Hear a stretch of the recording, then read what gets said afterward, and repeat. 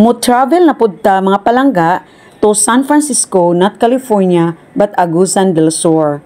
And look mga palangga happy kay ang face sa akong son. It's because it's dinner time.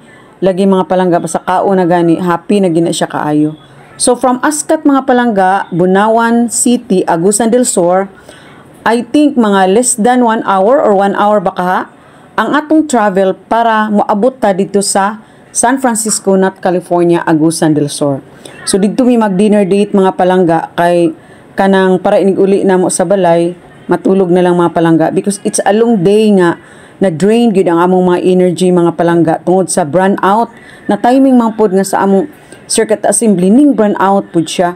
So wala aircon nga tugnaw man unta na ang Ascat.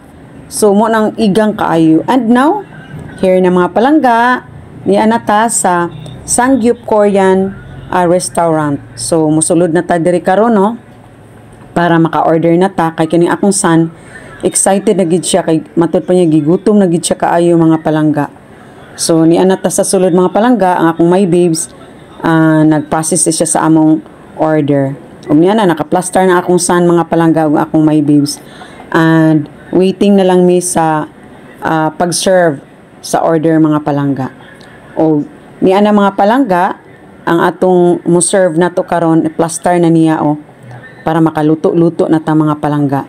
Kay mo ni ang request gid sa akong son nga diri lagi kay ang iyang gusto eat all you can mga palangga kay kaning inganing mga idara mga palangga gusto gid niya kanang daghan gid siya kanon mga palangga kanang kay matud pa niya sa iyang kaigang gigutom daw kuno siya kaayo muna nga diri gid ako na umimukaon kay bahalag kapila mag-order kay eat all you can man so masangkaran gid siya mga palangga.